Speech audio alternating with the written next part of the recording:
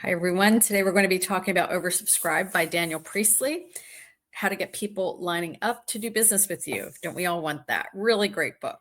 So what I'd like to do is just summarize really quickly what the structure of the book is and the three most important things that I found interesting about the book. The biggest part of the book consists of part one, which is his 8 principles for being oversubscribed. The second part is really taking those principles and putting them into sales strategies so that you can grow your business. And then part 3 is a really brief section about the kind of business that you want to run and the key players that you need to have in place to scale. So I'm going to talk about 3 of the 8 principles that I found the most compelling. First, find your people. Another one, people buy when the conditions are right. And then finally, be different. So I'm going to unpack each of those for you. So first, find your people. What does this mean? So really what this means is to get really hyper niche with who you are serving. You don't want to kind of boil the ocean. You want to go after a very particular subset of customers and really build a relationship with them so that they know, like, and trust you and will therefore buy from you. So the principle that he uses to get people to know, like, and trust you, he calls the 7-11-4 principle, which I had never encountered before.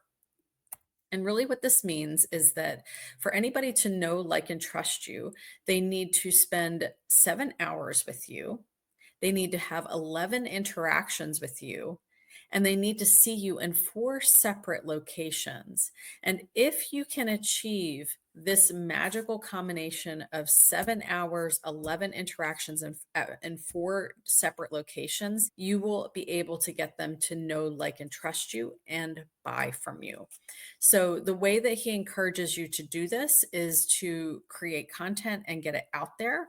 That could be putting great content on your blog. It could be writing a book. It could be creating videos. It could be appearing on social media.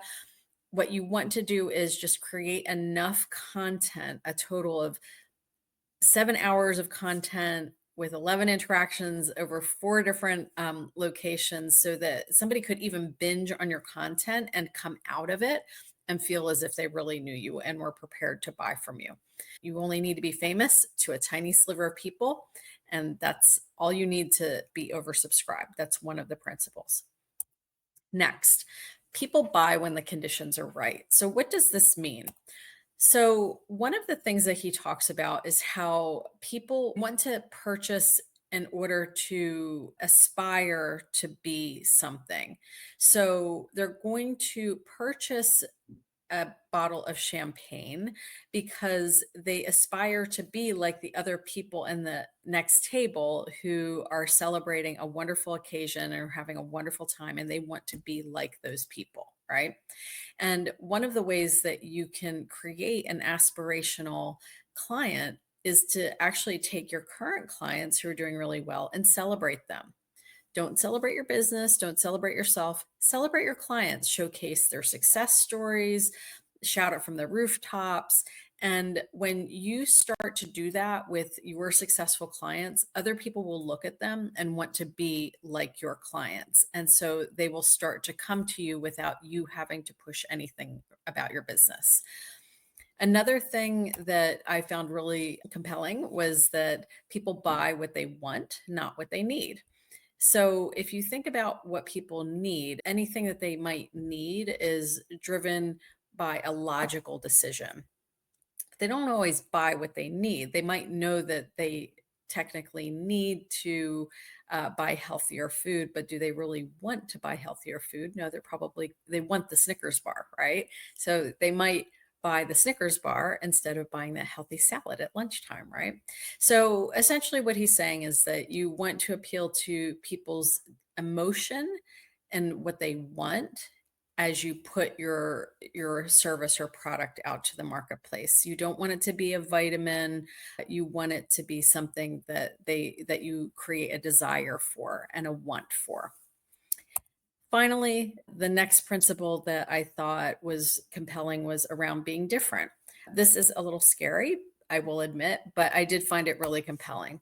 Make sure that you have a clear philosophy and that you shouldn't be afraid to be different and stand out in the marketplace. So, for example, Julia Child had a very clear philosophy around cooking. Warren Buffett has a very clear philosophy around investing, and so on. It's okay to be very clear about where you stand. And in fact, it's preferable because if you try to speak to everybody, you're going to speak to no one. Don't be afraid to say no. And really, what he's talking about here is when you say no to people, when you decide that there are some clients that you're not going to take, it actually starts to create a higher standard in your business. And people respect that, that you don't serve absolutely everybody who walks through your door. One example he gave was of Studio 54 turning away people who were not glamorous enough to enter the club back in its heyday, right? They were unafraid and unapologetic to turn away anybody who was not dressed in the way that they wanted people to dress and look. And that created a certain cachet for Studio 54, which served it very well. And then finally, he's encouraged you to be contrarian. Think about all of the things in your particular industry that are maybe commonly accepted. And think about the things that you might disagree with or you would like to kind of buck the trend on. So, for example, if everybody in your industry is offering really inexpensive services, maybe you go more expensive. Or if everybody is super modern and chasing after the latest and greatest thing, you go back to basics and you get old fashioned, and so on. Don't be afraid to carve out a place that is contrarian in the way that you present yourself to the marketplace. And again, that will help you stand out as long as you are being authentic about it. And the final thing that I thought was very refreshing about Daniel Priestley was that he closes the book by saying that he really wants everybody to take the principles and the ideas in his book and to use them to make the world a better place. And he says, my vision is that you use the ideas in this book to make a difference in your life and in the lives of others. I was very pleased to see that philosophy with him just because I do think that, particularly for my audience, which is driven by making the world a better place, it's reassuring that someone who is incredibly successful, like Daniel Priestley, also knows that it's important to make the world a better place and to make a dent in the universe and leave everything better than how you found it. So that's it for today. Thank you so much for tuning into this book review, and I hope you check out Oversubscribed by Daniel Priestley. Thanks a lot.